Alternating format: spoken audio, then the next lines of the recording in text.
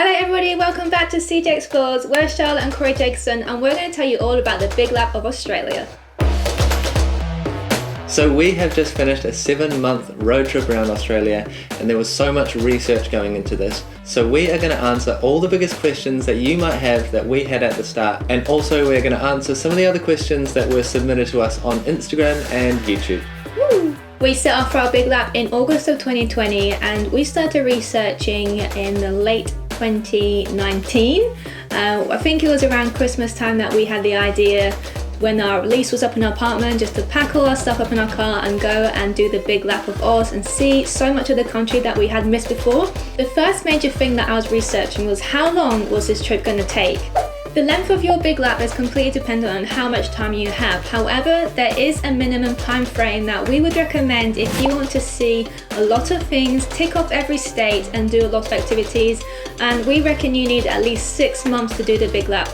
Some people do it shorter. I've read some people are going to try and do it in 4 months, and it is doable, but you just can't have those rest times in between major places, always on the go. And to be honest, I think for us, we did 7 months and we did a 6-week rest in Perth and we were still exhausted by the end of it.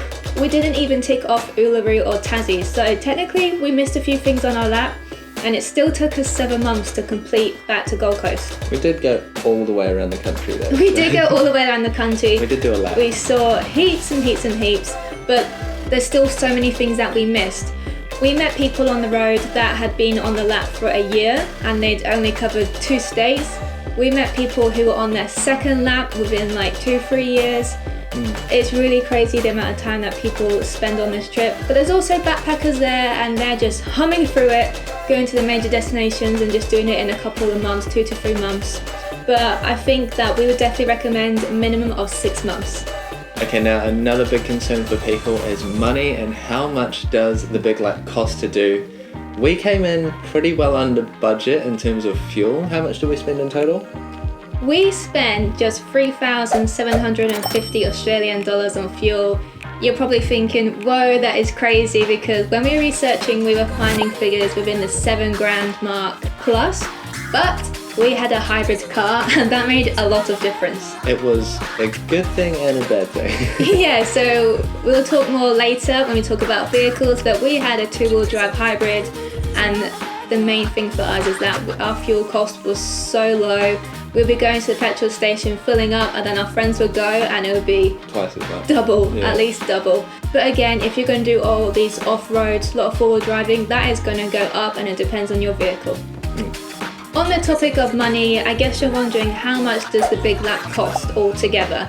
And that is a very good question, and that is probably the main question most people ask, is how much you're spending on this huge trip. When researching, the figure that came up a lot for us was $30,000 for 1 year. That equals roughly about $500 per week. That is very manageable if you're doing free camping. Some people catch their own food, they do a lot of fishing, if you're not doing some crazy drives every day. However, realistically for us, we couldn't stick to that budget. We tried to do 500 when we took off, and we weren't. We were definitely a few $100s more than that, between $500-600 and sometimes up to $1,000 a week. However, we met people on the road. Some people did just $10,000 and they were nearly at 1 year mark, which is crazy, but they were free camping the whole time. And some other people were hitting 30k within just 6 months. It's really your budget, your lifestyle, your choice. Yeah. However, if we were to do that trip again, I would probably budget closer to the $750 mark a week. Just to be a bit more comfortable. We did like to eat out. That probably pushed our budget up a little bit. A lot of eating. Yeah, but we did have cheaper fuel, and in the end we actually paid for a lot of campsites, which pushed our budget up. I did start tracking our trip at the beginning. So between August and November, we covered Queensland, Northern Territory and into WA. And by that point, we were well over the 10k mark, probably pushing up to the 13 to 15k mark. That's when I did a little panic and I stopped budgeting. We actually had a break in Perth, got some money back in, so we kind of relaxed a little bit. But it was definitely more expensive than we thought. Yeah. So a major factor for your budget is where you choose to sleep at night, and that can vary greatly. You can stay in motels, hotels, you can stay at campsites, or you can free camp on beaches. It really varies from $0 all the way up to hundreds of dollars. Yes. And in some of those remote places, you can get really, really basic accommodation for quite a high price. We found that when we got to the Western Australia coastline, we were fairly exhausted from the long trips across northern WA, and we were just looking for a nice comfortable bed after sleeping in our rooftop tent for so long, being in exhausting heat, and we paid, it was a couple of $100 for just a bed in a room, very basic. Yeah, those remote towns really push up the prices, so not many people actually sleep in accommodation on the Big Lap. Most people sleep in their car, on top of their car, or beside their car in a tent. I'd say 99% of people will be sleeping in their car, and then just because it's so remote, you're not going to get the chance to have accommodation, and that would be a huge budget cost too.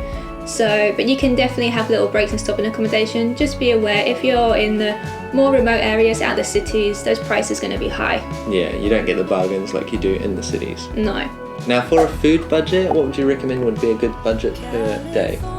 Oh, that's tricky. Friends that we were also traveling with sometimes, they had a budget around $150 a week for groceries, and that worked really well with them because they actually did a lot of bulk buying, and then they prepped all their meals throughout the week, which would have been so great, but our fridge wasn't big enough. We didn't have a freezer. Our fridge was only a 22-litre fridge, so quite small in terms of fridges for camping. So we actually had to go to the grocery store every other day sometimes, and our budget wasn't great, and we enjoy cafes. Every time we found a cafe, we'd go. So our budget was probably at least $200 per week. A lot of people on the Lap fish, and they catch a lot of their own lunches and dinners, so that really brings the budget down. And some people that are traveling with families obviously have a much bigger budget because they've got a lot more mouths to feed. But we think that you would need at least $150 to $200 minimum for a weekly grocery shop.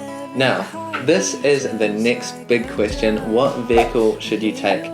If we could choose, I think we would definitely do it in a different vehicle. The hybrid camper with the rooftop tent situation was great on paper. It looked cool in photos. Oh, we knew it was going to be hard. It was hard. We just did this trip. We're like, well, let's go on this trip, but we didn't want to search for a car because we liked our car. We kind of did an accidental COVID panic buy when we bought that car in 2020. Then we decided to do the trip, so we already had the car.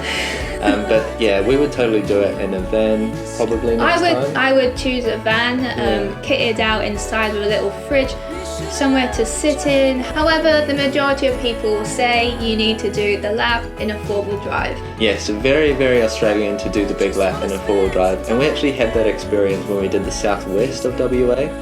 We got to borrow a four-wheel drive and camp trailer from Crikey Campers and do a little 2-week jaunt around the southwest. And I actually really liked it because having the camper trailer that you could just leave at the campsite, take the four-wheel drive off, go on adventure, I enjoyed that so much compared to having the rooftop tent, which every time you wanted to go out and explore with your vehicle, you had to pack it down, then you had to come back and set it up.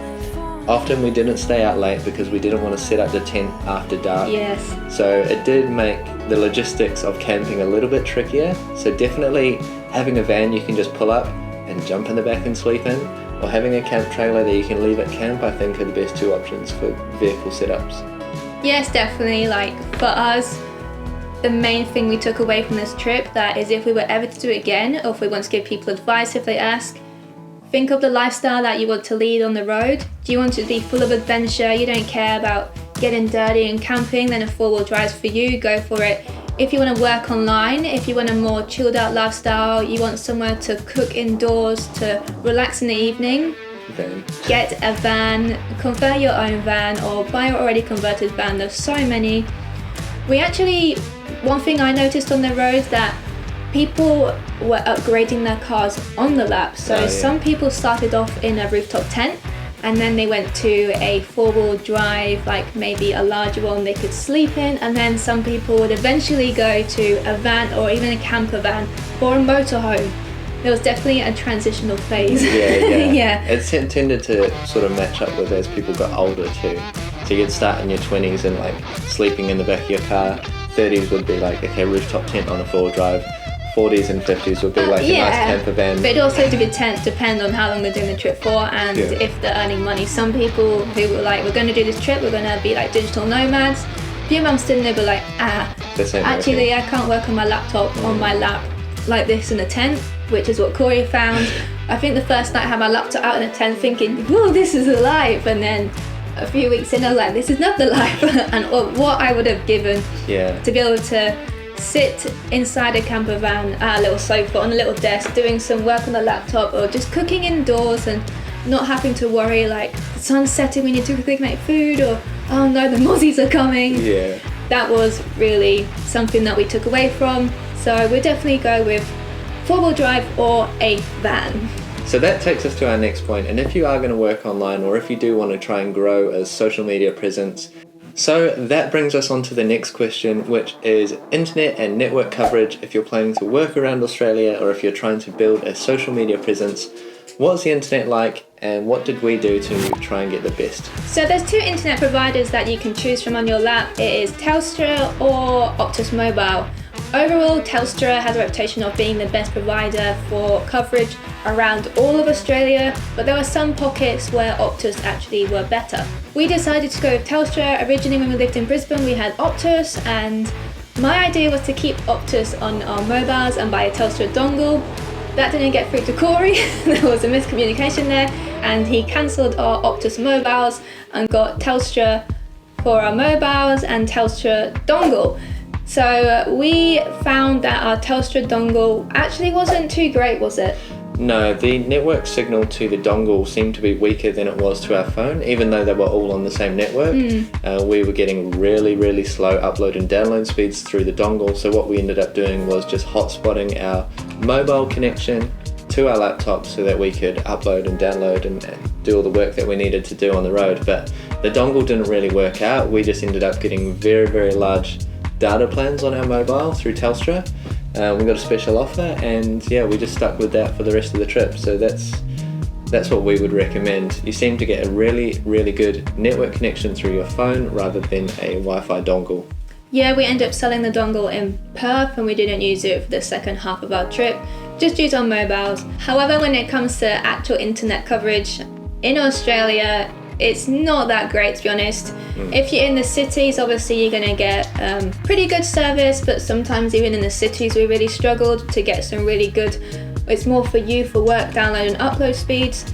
But obviously so much of this trip is remote and the signal, if you even do get a few bars, it's not that great, especially if you're trying to do some work. Yeah, usually at the roadhouses they have like a Telstra booster pack, which I think gives them a stronger signal, but then everyone is on that, like, you know, the 30 or 40 people who are in the roadhouse. So yeah, it doesn't really help too much. It's not super fast. It's kind of like having a dial-up connection. You can use it for your general stuff, like maybe researching camping grounds, emails or and stuff like that. your route for tomorrow, but it's not something you'd use to get your laptop out to do some work, I'd say. No. Yeah, too slow. So we met people on the road that were working and they ended up having this routine. They'll go to a place where they knew they would get good internet, so the smaller towns, stay there for a few days, do their work, and then they would go for a few days knowing that there's a good chance they would have very bad internet, but they wouldn't need to work. And that's something we kind of ended up doing too. For Corey, who works online, he'd try and get a lot of his work done, and then we'd know over the next few days we probably wouldn't have a great signal, but it was okay. Yeah. Next topic we're going to talk about is what route should you take on your big lap? So the route completely depends on the weather. Or lockdowns. Or lockdowns. Hopefully you won't be getting any more of those, but for us, we were planning to go south from the Gold Coast through New South Wales, Tassie, then around to WA for summer. However, we had been locked down again, so we weren't allowed out of Brisbane for a while, and then we weren't allowed across the border into New South Wales. So we went north. Initially we were going through winter, so it was actually quite nice to go up north through Queensland because it wasn't super busy. The temperature was very manageable. However, when we crossed into outback Queensland and the Northern Territory, it started to get hot. Yeah, because we were getting there for about September, October, pushing into summer. Far too hot. We were a little bit constricted because of all the border closures and the happenings of the pandemic. We would have done this trip definitely different times of the year if we could. So if you do have the luxury of time and when to go north through winter and south through summer. A lot of times when we were looking at the best time to visit certain destinations, they would always say April to go Uluru, April to go WA, April to go Queensland. We couldn't be everywhere in April, unfortunately, though that would have been very nice temperatures. So you're going to have to accept that you're going to reach some places and you kind of end up wishing, I wish I was here, it's a bit cooler, I wish I was here, it's a bit warmer. When we were in the Northern Territory, we were there about October time, and it was hot. I can't even imagine what it would have been like if we were there December, summer months. Too hot for us. Definitely go there in the May, June, July period through winter. And places like Honolulu National Park in WA, we were there pushing towards the end of October. It was nearly 40 degrees. Stunning place, but we just couldn't enjoy that place because I was in another dimension with a heat stroke. That's somewhere that we would have loved to have gone in, say, July and just done the hikes. Unfortunately, you're going to have to accept that you go to places and the weather isn't perfect. It's too hot, it's too cold, and you have to deal with it, or you have to say, maybe next time we'll skip it and come back another time. If you're not going to enjoy it, it's okay, just relax.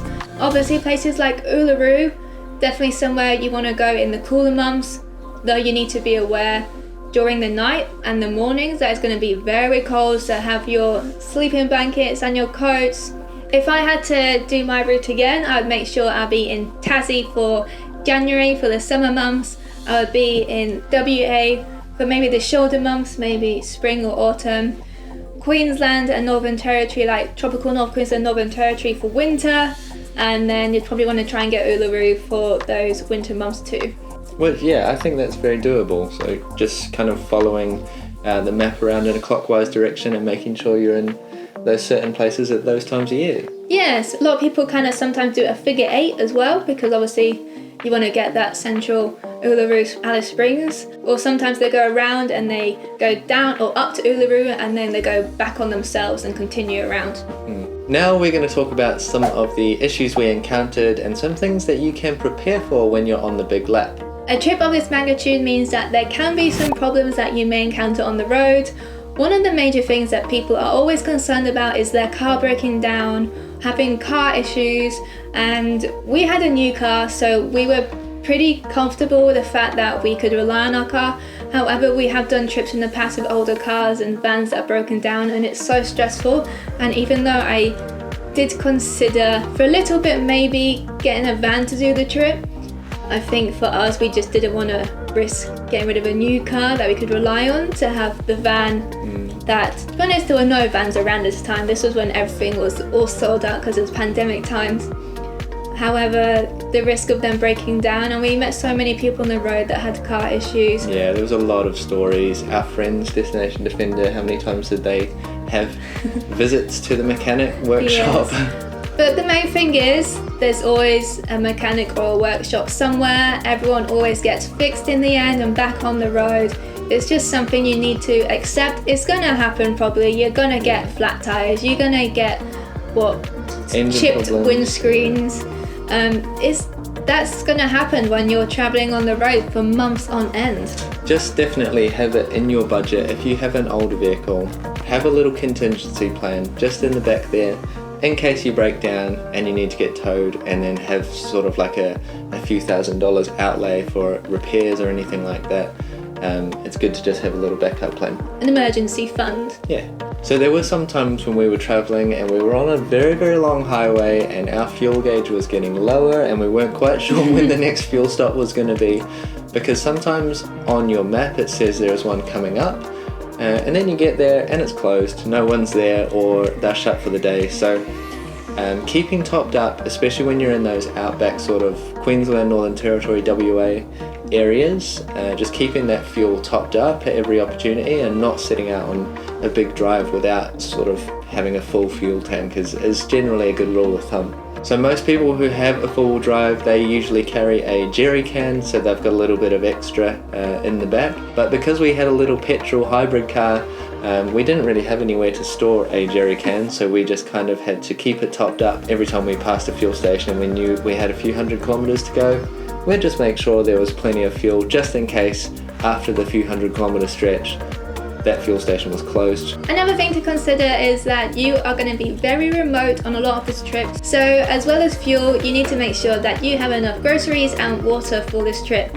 If we knew we were going to do a drive that would be 2 to 3 days of just big long drives, we would stock up on food, a lot of non-perishables, and would also buy big containers of water, especially in the hotter months, because you just go through water like there's no tomorrow. Like, so hot, always having to drink. We had a 20-litre water can, and then sometimes we had an extra 10-litre one that we picked up before big trips. Yes, and then we ended up sometimes sacrificing some fruit and veggies and putting some water on our fridge, because that just really helped, because we were so hot. Sometimes we actually bought coconut water to just give us a bit of boost and electrolytes in those hotter places where you're just sweating all the time. And also make sure that you have topped up your gas for your cooking. There was one time in particular where this was vital for us, because we had a breakdown on the Gibb River Road when we visited Zebedee Springs, and we actually had about a week's worth of food and water. So when we were sort of stuck there and doing the repair to the car, we had that peace of mind that if we had to, we could just set up our rooftop tent, wait for help to come the next day, and we would, we'd be all right. We'd have food and water, and we'd just hang out on the side of the road for the night. That would have been last option situation, but luckily someone came along and helped us get back on the road, so we get to the nearest town to get a new tyre. But at least we knew, hey, we've got loads of food, we've got loads of water. If we don't see anyone that can help us, we can just stay here for the night and hopefully in the morning get this sorted. Yeah. So the next point that we're going to mention is some handy apps that you can take on your trip, which is going to make it a little bit easier. And Charlotte, as the main co-pilot of our journey, will tell you what she was using to get us through the big lap. The main app that you probably have already heard of, and the one that everyone says you must download, is the WikiCamps app. WikiCamps costs about $8, I believe, to download, and then you have lifetime use. You can search in there all of the nearest campsites, but it also comes up with points of interest, toilet stops, water stops, dump stops. So we use this app a lot when we're researching where to stay. It shows you all of the free camps, all of the paid camps, and it also had a rating system, so users could share their thoughts about that campsite, tell you if it was good or not, and tell you how much it cost, and they could also put in pictures. So it was really handy. We found some really nice campsites that way, and we also found places to avoid that way. Yeah. We found a few good free campsites, which obviously is so great when you want to try and keep the cost down. So many people just do free camps the whole way and they find it all through WikiCamps. There's also other apps, but I found that one to be the best. In terms of navigation, we mainly used Google Maps to get around, and when we had signal, when we were leaving town or leaving our campsite to go on a bit of a road trip, we would just make sure that we had that navigation route plugged in, and then when we lost signal, the navigation just stayed on the whole time, so we didn't have to have signal to keep that going. So Google Maps is a great one for that. And I believe you can even download sections of the map, so if you wanted to, say, plan for when you were getting to a remote destination, you knew that there was not going to be much signal there, you could download that area of Google Maps and then have a good look around when you get there if you needed to.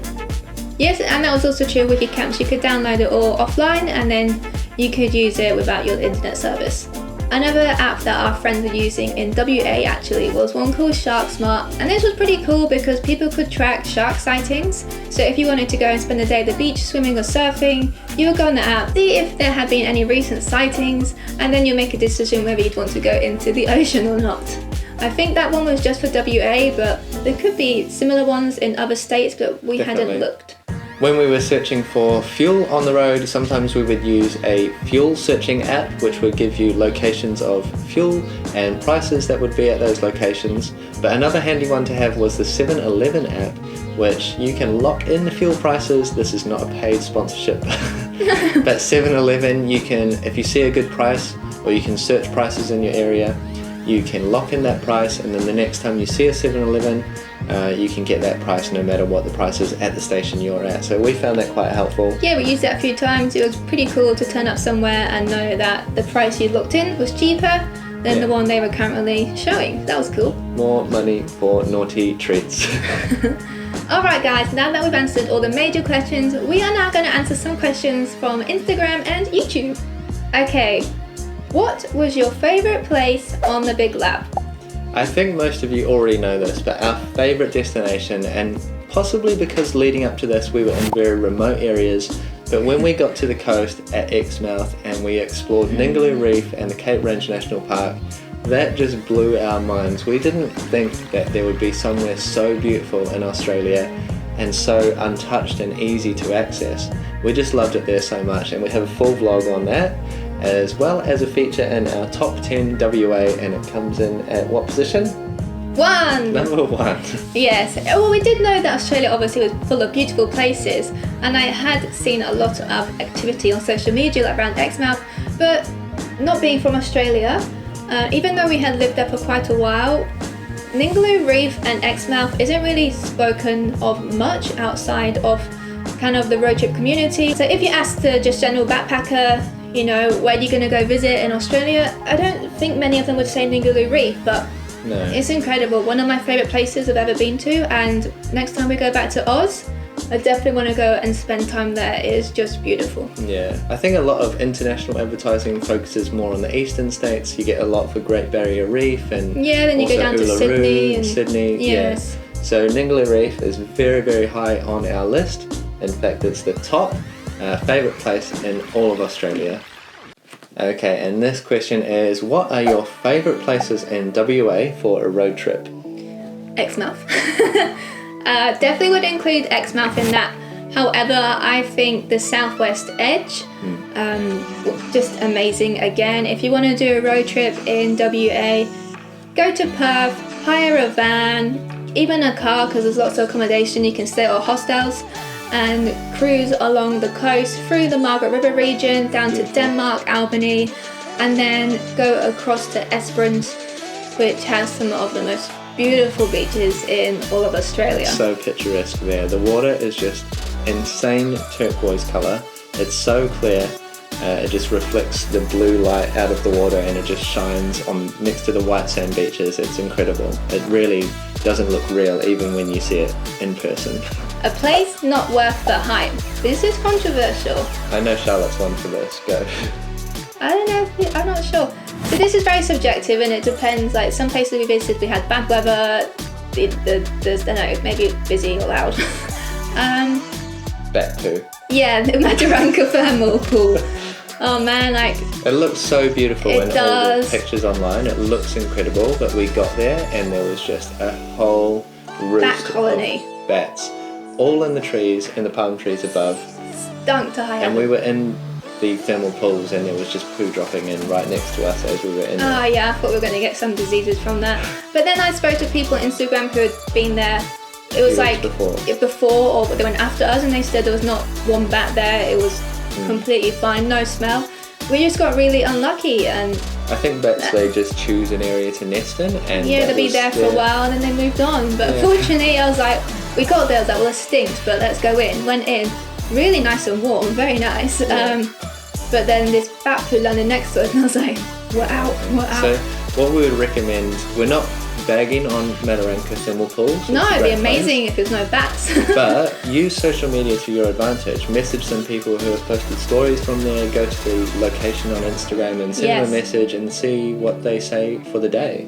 Yeah, definitely. So that was one place that obviously we know if we went at a different time we'd have a better experience. Any other places that you can think of?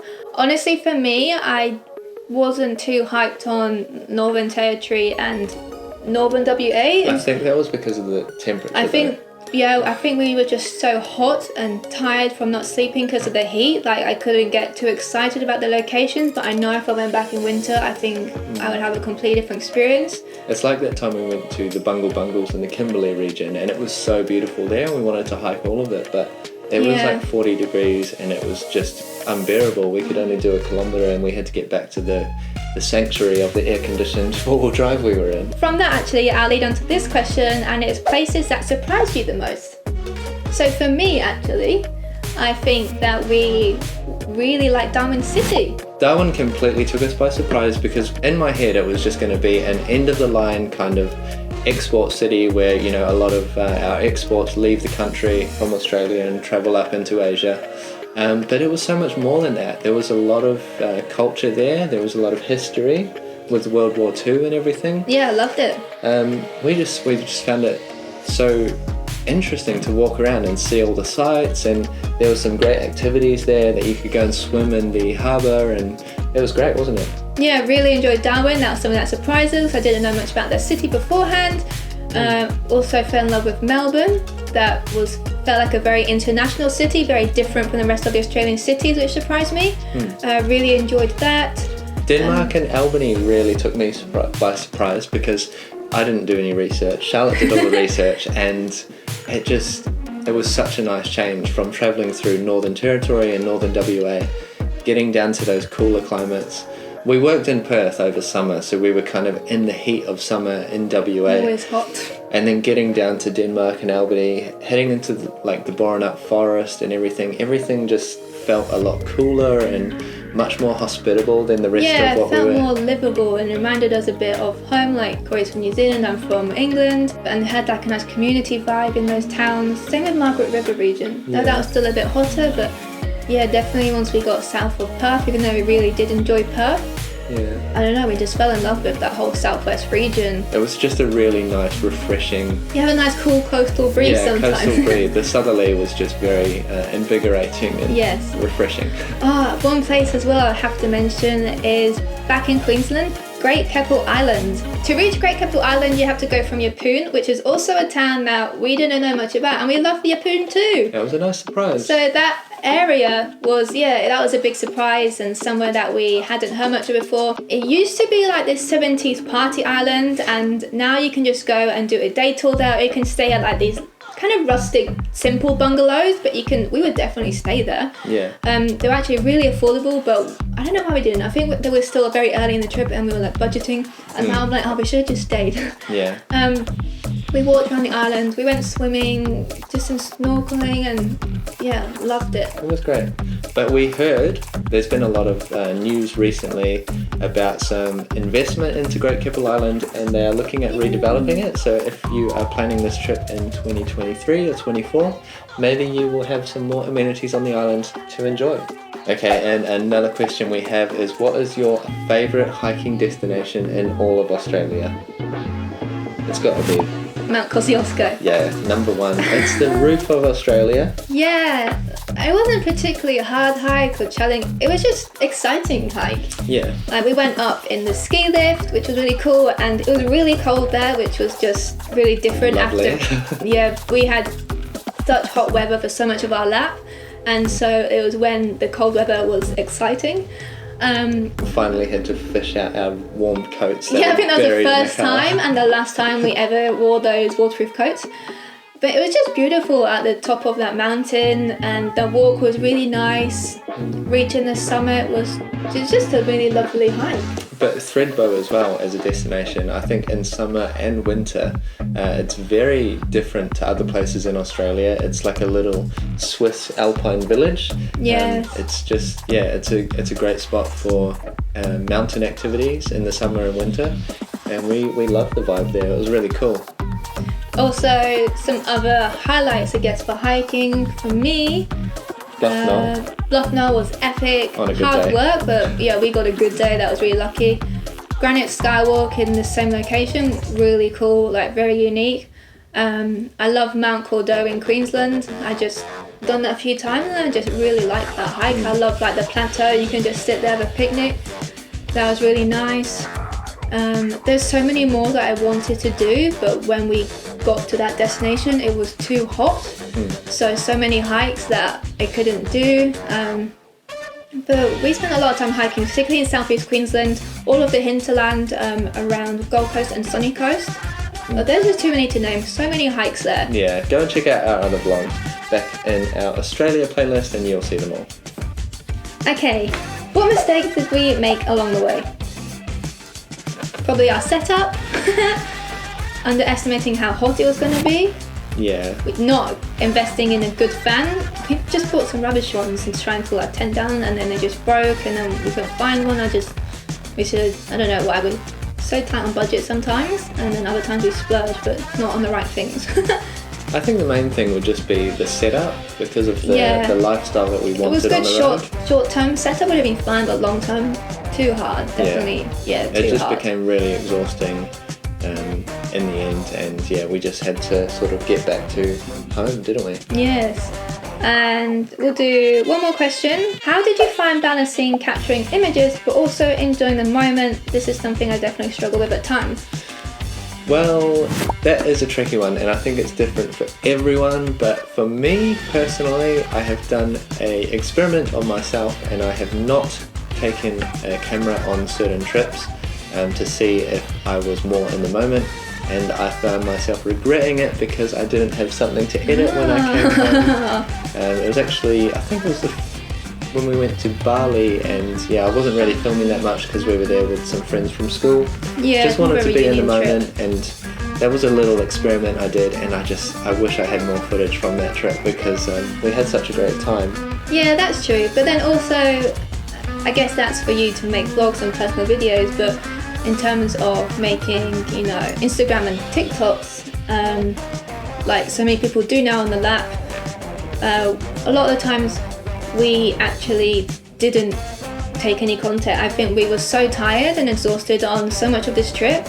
We probably got about 20% of the content that we could have got, and that's probably a big regret that we could have done so much more, like if we had the energy or maybe planned a bit more. Comfortable, I think. Yeah. If we had a nice van set up and we had the comforts of all of that rather than having a rooftop tent, I think we'd be much more inclined to just editing some stuff as well. that. I just was too tired to edit. So much stuff just went. There was times where I was sitting out under the stars in the back of our car, not even in the back of our car, at the boot of our car with a camping chair and trying to edit vlogs together. It was not comfortable, but we did our best to try and maintain our regular posting schedule on YouTube. But in terms of trying to balance it, just think if it's a really unique experience that you want to capture, just plan ahead what content you'd like to take. So if you're going to a certain destination, for me, I'd be like, okay, I'd really like to get a shot maybe of the beach and maybe of the view. And then if we can try and tick that off, you can just enjoy the rest of the day, not thinking, I need stuff for Instagram or TikToks.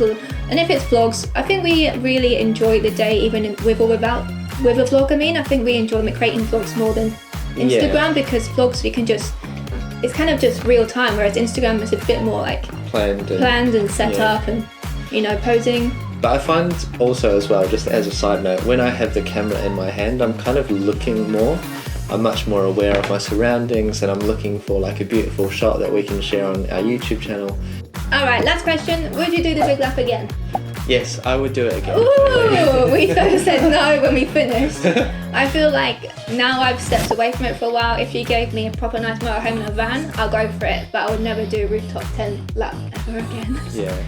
To be honest, if I was going to travel Australia again and we had the money to do it, I would fly to destinations and do mini trips from those. Yeah, somebody recommended that. They said, don't drive it, just fly into cities and do mini road trips. I was like, nah. They had a good point. Yeah. But obviously, doing the big lap's got to be by the road. If you can do it in a van or a pretty nice setup, go for it. Alright guys, that is the end of our Big Lap Q&A vlog. We hope you enjoyed it. If you have more questions, leave them in the comments below and we'll answer them. Otherwise, we'll see you next time. Thanks for watching. Like, subscribe and follow our adventures. Bye.